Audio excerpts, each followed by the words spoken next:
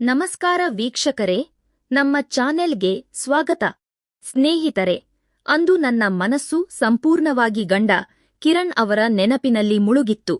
ಅವರಿಗೆ ಕರೆ ಮಾಡಬೇಕೆಂದು ಅನಿಸಿತು.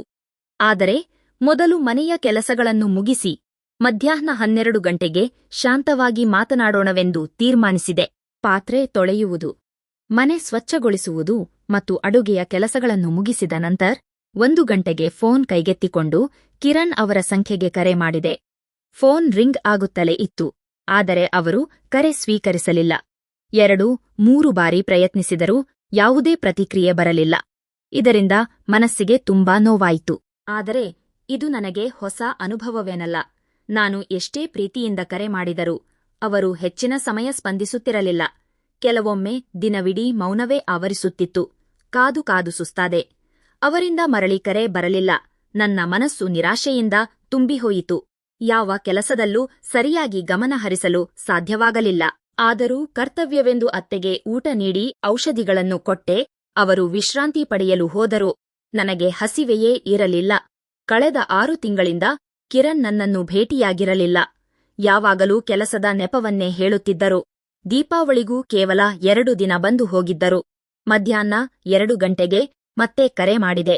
ಈಗಲೂ ಉತ್ತರವಿರಲಿಲ್ಲ. ನನ್ನ ದುಃಖ ಇನ್ನಷ್ಟು ಹೆಚ್ಚಾಯಿತು. ಅತ್ತೆ ಮಲಗಿದ್ದರು. ಹೊರಗೆ ಹೋಗಿ ಬರಲು ಪಕ್ಕದ ಮನೆಯವರು ಊರಿಗೆ ಹೋಗಿದ್ದರು. ಆಗ ತೋಟಕ್ಕೆ ಹೋಗಿ ತರಕಾರಿ ತಂದುಕೊಳ್ಳೋಣವೆಂದು ನಿರ್ಧರಿಸಿದೆ.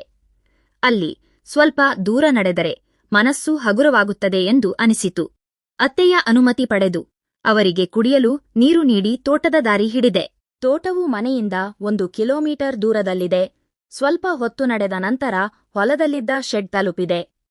ಅಲ್ಲಿ ಇಂದು ಯಾರೂ ಕೆಲಸಕ್ಕೆ ಬಂದಿರಲಿಲ್ಲ. ದೂರದಲ್ಲಿ ಕೆಲಸಗಾರ ಸಂತು ಮಾತ್ರ ಕಾಣಿಸಿದ. ಅವನು ತನ್ನ ಕೆಲಸದಲ್ಲಿ ಮಗ್ನನಾಗಿದ್ದ.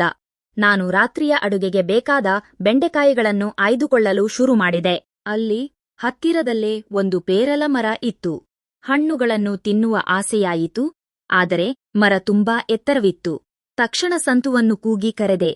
ಅವನು ಬರುತ್ತೇನೆಂದು ಸನ್ನೆ ಮಾಡಿ ಹತ್ತಿರ ಬಂದ. ಏನೂ ಬೇಕಮ್ಮೋರೆ ಎಂದು ಕೇಳಿದ.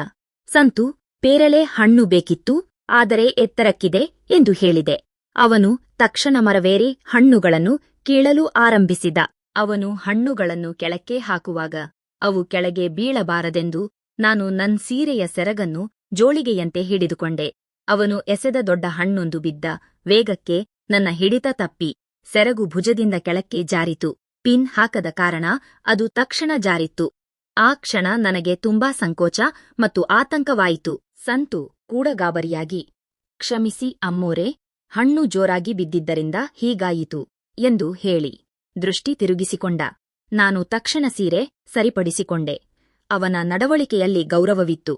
ನಂತರ ಅವನು ಕೆಲವು ಹಣ್ಣುಗಳನ್ನು ಹುಲ್ಲಿನ ಮೇಲೆ ಎಸೆದು ಕೆಳಗಿಳಿದ ಬಂದ. ನಾನು 1-2 ಹಣ್ಣುಗಳನ್ನು ಮಾತ್ರ ತೆಗೆದುಕೊಂಡು ಉಳಿದದ್ದನ್ನು ಅವನಿಗೆ ನೀಡಿದೆ. ಹೊರಡುವ ಮುನ್ನ ನಾನು ಅವನನ್ನು ಕೇಳಿದೆ, ಇವತ್ತು ಕಿರಣ್ ಅವರಿಂದ ಕರೆ ಬಂದಿತ್ತಾ? ಅವನು, ಹೌದು, 1 ಗಂಟೆ ಹಿಂದೆ ಮಾಡಿದ್ದರು ಎಂದ. ಇದನ್ನು ಕೇಳಿದಾಗ ನನ್ನ ಮನಸ್ಸಿಗೆ ಶೂಲೆ ಚುಚ್ಚಿದಂತಾಯಿತು. ಪತ್ನಿಗೆ ಉತ್ತರಿಸದ ಗಂಟ ಕೆಲಸಗಾರನಿಗೆ ಕರೆ ಮಾಡಿದ್ದಾರಲ್ಲ ಎಂದು ಮರುಗಿದೆ. ಕಿರಣ್ ನನ್ನನ್ನು ನಿರ್ಲಕ್ಷಿಸುತ್ತಿರುವ ಕಾರಣವೇ ನನಗೆ ತಿಳಿಯುತ್ತಿರಲಿಲ್ಲ. ನಮ್ಮ ಮದುವೆಯಾಗಿ 1.5 ವರ್ಷ ಕಳೆದರೂ ಅವರು ನನ್ನನ್ನು ನಗರಕ್ಕೆ ಕರೆದೊಯ್ಯಲಿಲ್ಲ. ಅತ್ತೆಯ ಆರೈಕೆಗಾಗಿ ಹಳ್ಳಿಯಲ್ಲೇ ಇರುವಂತೆ ಒತ್ತಾಯಿಸಿದ್ದರು. ನನ್ನ ಆಸೆ ಆಕಾಂಕ್ಷೆಗಳನ್ನು ನಾನು ಮೌನವಾಗಿ ನುಂಗಿಕೊಂಡಿದ್ದೆ. ಮನೆಗೆ ಬಂದ ನಂತರ ಅತ್ತೆಗೆ ಚಹಾ ತಯಾರಿಸಿಕೊಟ್ಟೆ.